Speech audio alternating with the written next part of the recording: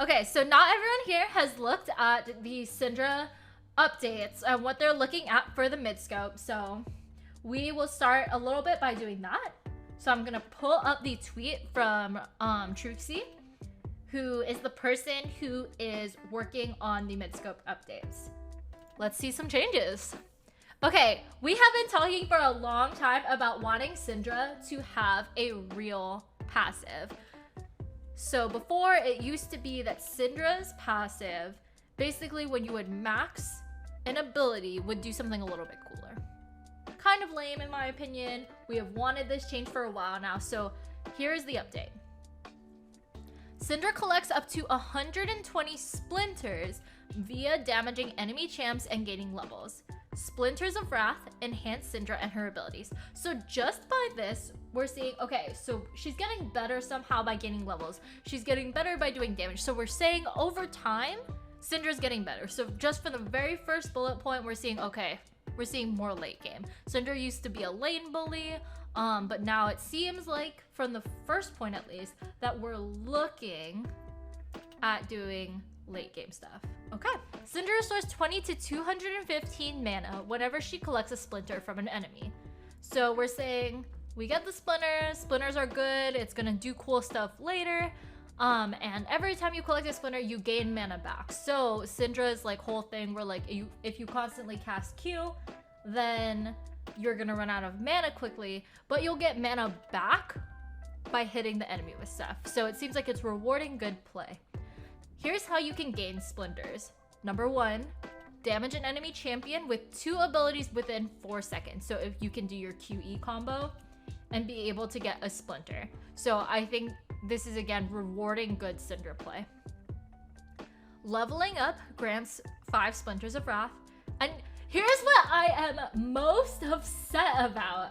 I am so upset. Killing a cannon minion grants 1 splinter of Wrath. I'm so upset. Like, what did I do, Riot? Like, I have been a good summoner. I honor my teammates when they're nice. I don't flame. But I am the worst cannon getter in the history of the universe. I was so depressed when I saw this line. Okay, we're gonna move on. Once you hit 120 splinters, so that's your max, Syndra gains 15% total AP. Like, Syndra's gonna be so good later. Ability icons also change with upgrade. I'm really interested to see what that looks like. That makes me think of like Kaisa and stuff. I want to see what the mana changes are because I'm wondering how this affects like tier builds and stuff because not a lot of people have been going tier on Syndra lately.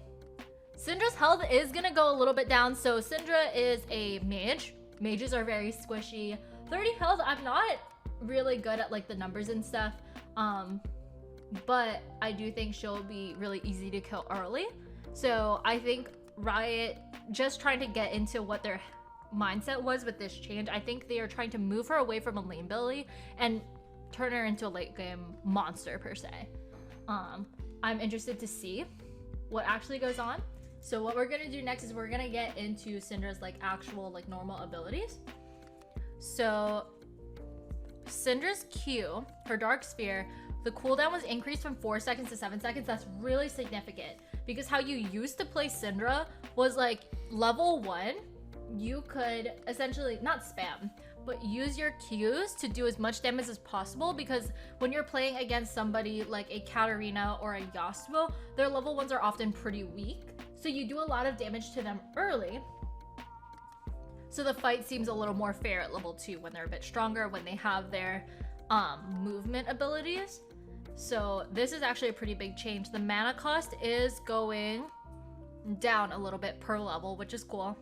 So, and then the Dark Sphere durations, they actually last a little bit longer. So something that we did notice it was really difficult to get, 7 spheres in an ult.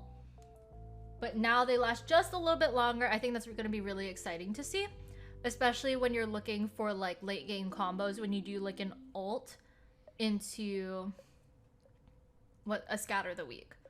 So I think that's really exciting. And then 40 splinters of Wrath. So once you hit 40 splinters, you get 2 charges So even though it's a 7-second cooldown, you can have 2 charges. That way I can, if I stored 2, then I Q, 1 second later can Q again. So that's actually really exciting. I'm very nervous for like how Syndra's level 1 is gonna feel now. I have a feeling like if I take area, I'm gonna have to rely pretty heavily on auto attacks. Okay, Syndra's W I'm really excited about because I found something that makes me really happy. And it's what I have been begging Riot for 2 years now. Force of Will, Syndra's W, sphere pickup detection radius is bigger.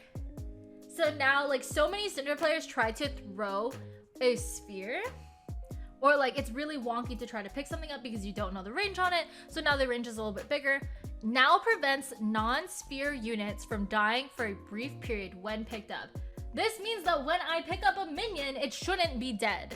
And when I throw it, it shouldn't say, hey Brienne, your minion was dead, you get no money. So me and my cannon minions are gonna be very happy. Once you hit 60 splinters, Force of Will does an additional 15%, here we go, true damage. True damage, Syndra. I'm so excited for this. Syndra W does not feel like a useless ability now, except if you're like cheesing invades and stuff. So that is so exciting. I'm actually like seeing, I wonder in a couple of weeks if people will be like maxing W instead of E. I have not read what the E does yet. So I'm really excited to see if that's gonna change. Okay, all right, we've talked through. We have looked at Syndra's passive, we've looked at Q, we've looked at W.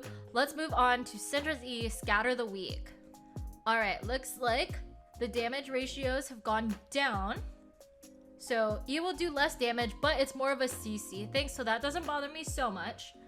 Scatter angle increased from 34 to 56 degrees. That I feel like is gonna be wild. I feel like the team fight prospects of this are gonna be so cool. I also think like if you are Syndra and you are just trying to push somebody off of you, that cone is now so much wider, right? Like let's say you are mid lane against an assassin and you have the jungler coming from an angle, you are able to effectively push both people off of you. I think that is gonna be so cool. So I think they're giving her a bit of safety to compensate a little bit for like how weak she's gonna be early. They decreased the stun duration by 0.25 seconds, but they decreased the cooldown. Well, so it used to be, it would start at 18 seconds, which by the way, is even longer than a Fizz E. So for people who say, oh, just use Syndra E, that doesn't work, but now it will. So it's 15 seconds flat, no matter the level. So think about how like Ari Charm is 11 seconds per level. Syndra E is now 15 seconds flat. No ability haste included. All right, we've gotten to the Splinters of Wrath. At 80 splinters, Scatter the Weak's cone is increased from 56 to 84 degrees.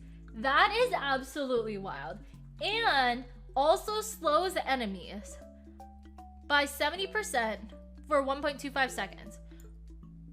So you still apply the stun, the 1.25 second stun, and also slows enemies by 70%. So once they come out of the stun, they're also slowed. That is cool. That is so cool. That's gonna be so good for team fights. Absolutely wild. All right, I heard that the ult is now an execute, and I can't wait for this. I'm so excited. Okay guys, let's take a look at Syndra's ultimate change. So first thing, grant Dark Sphere an additional ability haste. Yes, we love ability haste. Okay, so just remember, the cooldown is now 7 seconds. So think of the haste that applies. Damage per sphere is going down. However, once you get 100 splinters, you execute champs below 15% max health. Isn't that wonkers? But if you guys are watching on YouTube, make sure to let me know what you think about the changes in the comments, and make sure to like, comment, and subscribe. Thanks, bye.